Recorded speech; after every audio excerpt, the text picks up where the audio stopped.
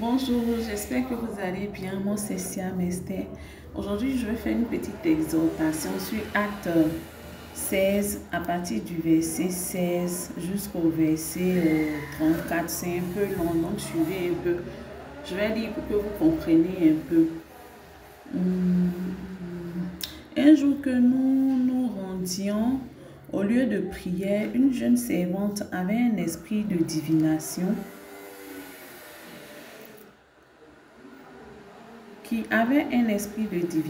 est venue à notre rencontre. Ses oracles procuraient de gros gains à ses maîtres.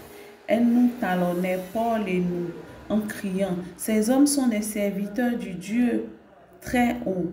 Ils vous annoncent la voie du salut. » Et elle recommença pendant plusieurs jours.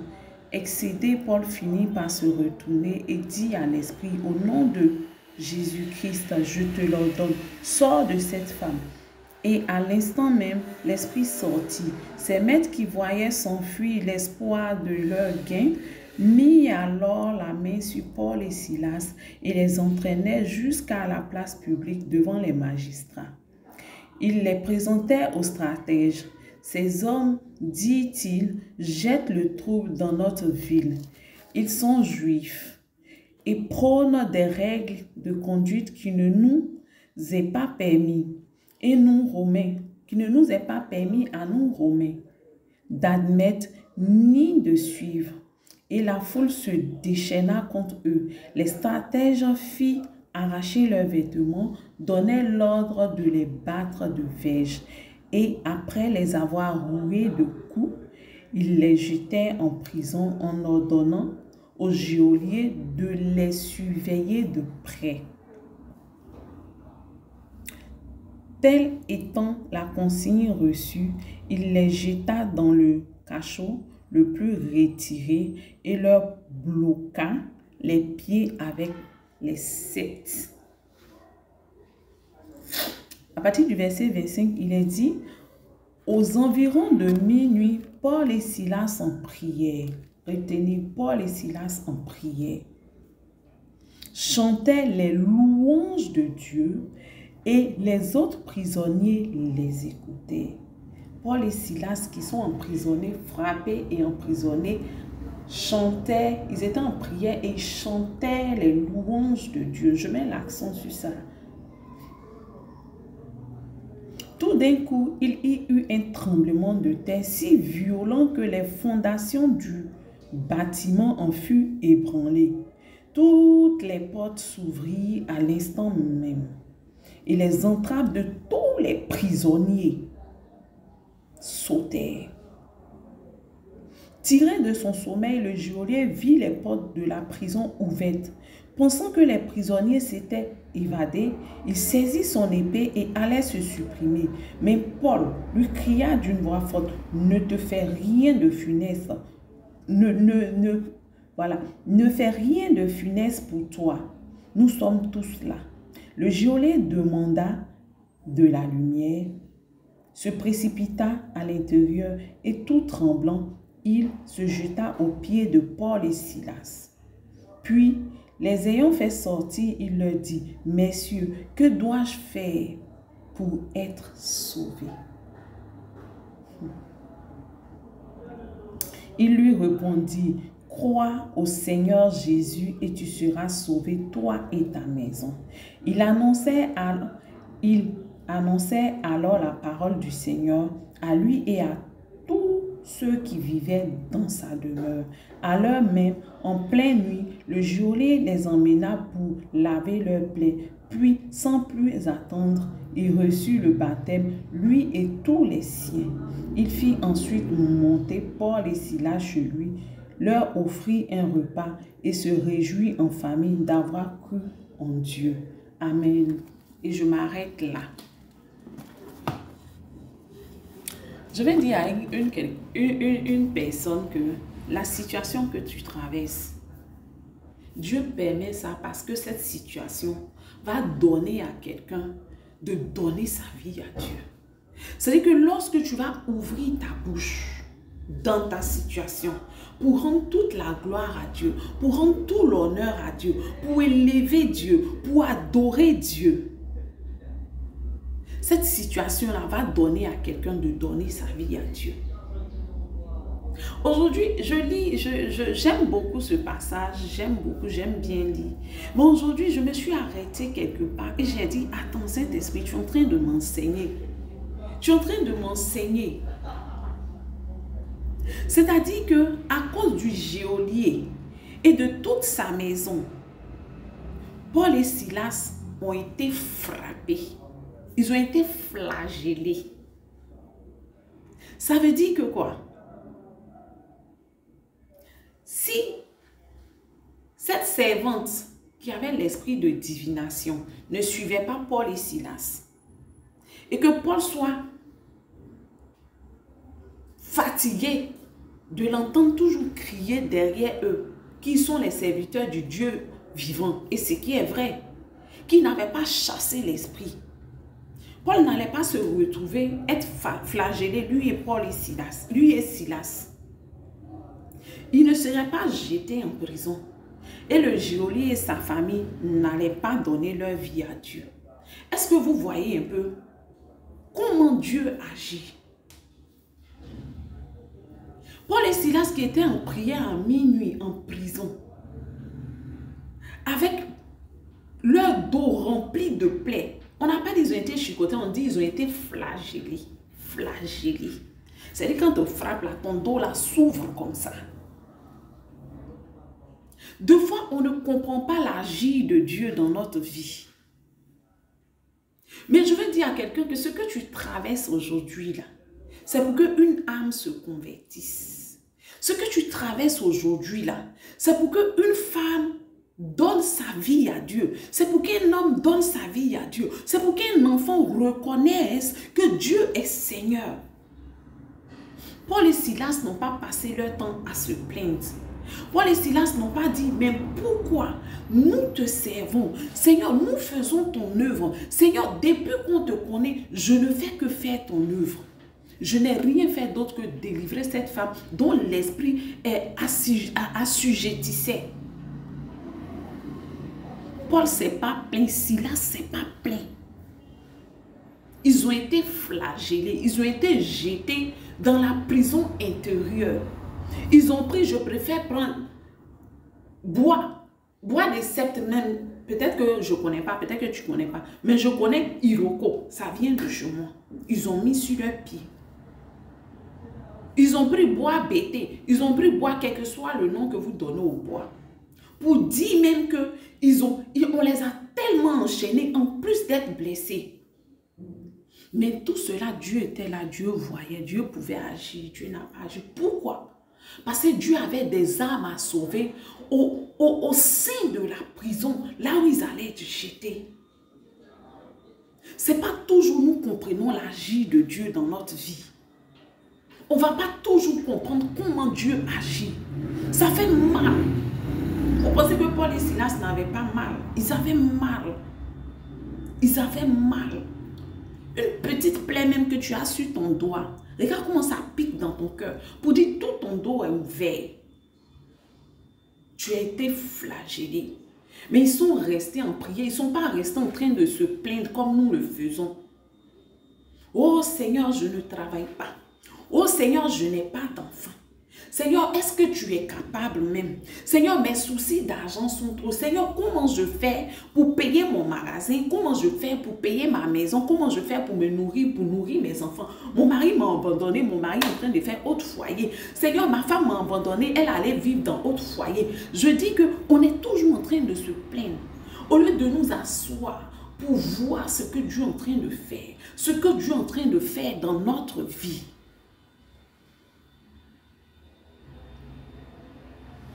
Mon frère, ma soeur, sois un canal par lequel Dieu passe pour sauver des âmes. Parce que c'est ce qui est plus important. Que ta souffrance d'aujourd'hui soit une souffrance qui donne du repos à des personnes demain. Que ce que tu traverses aujourd'hui puisse donner du repos à des personnes demain.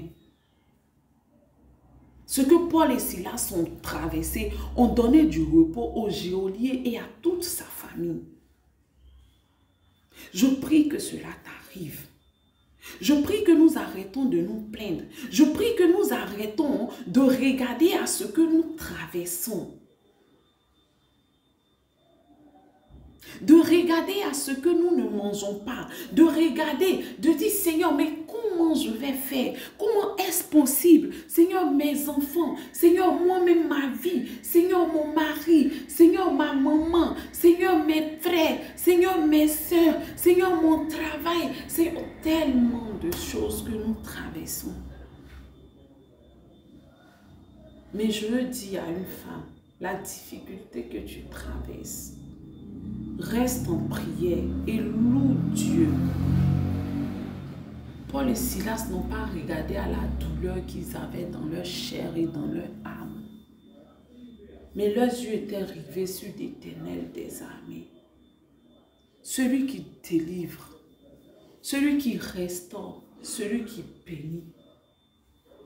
Dieu n'est pas un menteur. Dieu n'est pas un menteur. Je dis que ce que tu vis, c'est peut-être la réalité, mais ce n'est pas la vérité de Dieu pour toi. Si Dieu permet que tu traverses cela, c'est pour que des personnes aient du repos demain lorsque tu vas ouvrir ta bouche pour rendre ton témoignage. Je prie chaque jour, Seigneur, que mon témoignage ne soit pas entaché. Ne permets pas que j'entache mon témoignage. Mais donne-moi que ce Dieu glorieux que tu es dans ma vie, donne-moi de me rendre compte de qui tu es vraiment et de ton agir dans ma vie. Aujourd'hui, je prie qu'une personne puisse comprendre et puisse dire à ma suite, ce que je vis, c'est pour que des personnes aient du repos. Moi, ce que je dois faire, c'est de demeurer en prière, c'est de louer Dieu. Parce que la louange ébranle les fondements des prisons. La louange ébranle la situation que tu traverses. La louange, louer Dieu. Louer Dieu.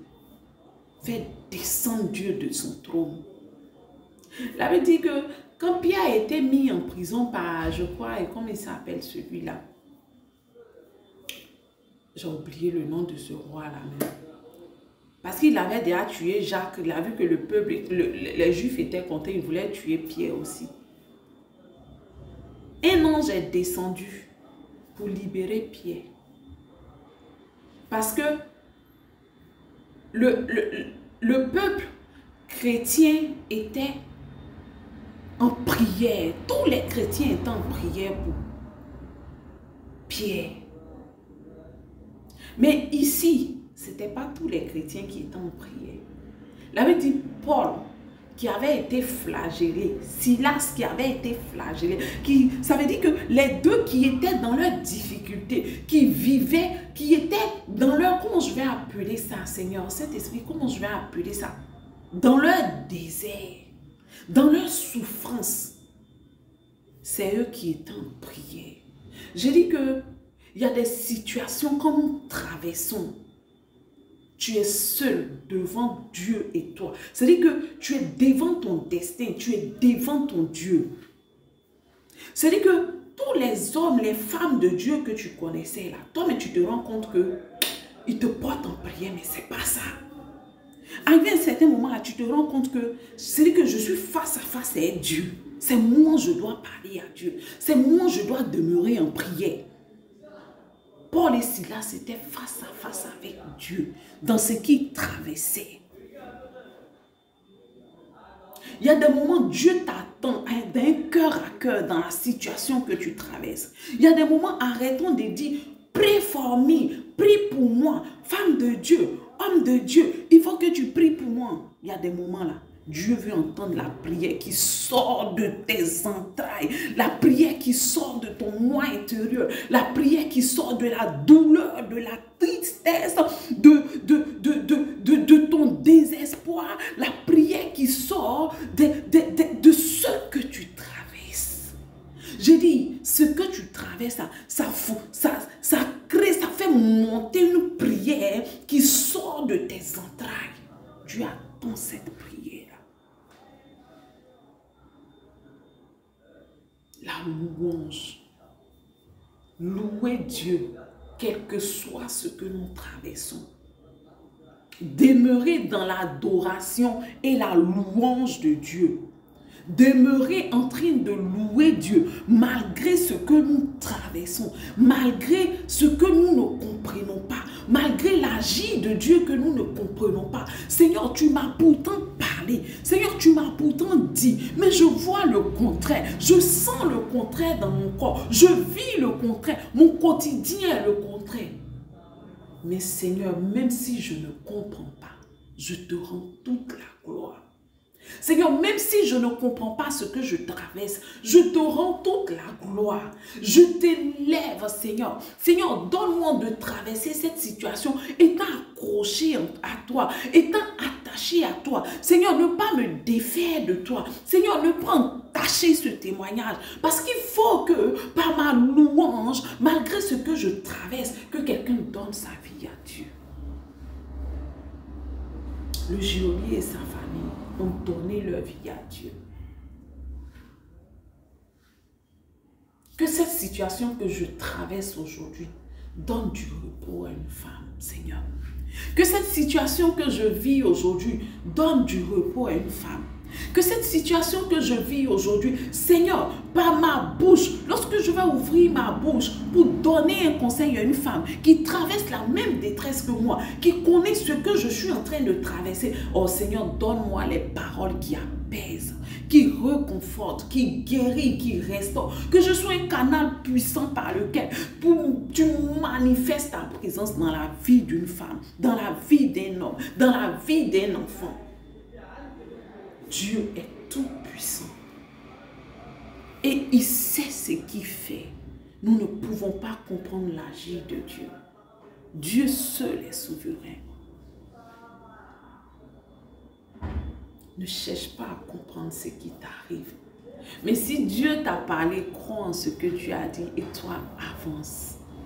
Avance, avance, parce que Dieu sait ce qu'il fait. Dieu sait ce qu'il fait. Il n'est pas un menteur. Dieu ne ment pas. Dieu sait ce qu'il fait. Il est souverain. Sur ce, c'était cette petite exhortation que je voulais faire. Qu'une femme soit touchée, qu'une femme comprenne que ce qu'elle vit, n'est rien devant la face de Dieu. Ce qu'elle vit, que cela soit une consolation pour elle de savoir que Dieu est pour elle, Dieu est avec elle. Et que demain, lorsque le temps pour que Dieu agisse, parce que pour la fin de l'histoire, Paul et Silas ont été libérés. Mais leur douleur n'a pas été en vain. Il y a toute une famille qui a reconnu que Jésus était Seigneur. Et ils l'ont accepté comme Seigneur et Sauveur. Je prie que ta situation aujourd'hui donne à toute une famille, même à une personne, de reconnaître que Jésus est Seigneur et de donner sa vie à Dieu. Voilà le mal que je te souhaite. Oui, voilà le mal que je te souhaite. Que cette situation que tu traverses donne à un être humain de donner sa vie véritablement à Dieu. Que tu sois un canal par lequel quelqu'un reconnaît que Jésus est son Seigneur et son Sauveur. Sur ce, je m'arrête là. Je vous aime. Et Dieu vous aime encore plus. Que le Saint-Esprit vous fortifie. Que le Saint-Esprit vous garde. Que le Saint-Esprit vous éclaire, vous conduise.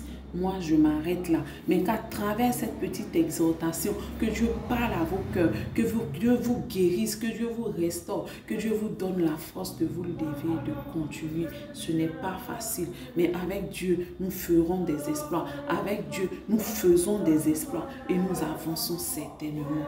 Dieu est fidèle. Dieu est fidèle. Il est plus fidèle que moi. Crois en lui. Ne me regarde pas. Ne regarde pas ce beau visage que Dieu m'a donné. Non, non, non. Mais regarde à ton Dieu. C'est lui qui peut changer cette situation que tu traverses. Regarde et crois en sa vérité. Sa vérité, c'est qu'il n'a que des projets de paix, de bénédiction et de bonheur pour toi. Amen. Je vous aime. C'était Siam Esther. Bisous.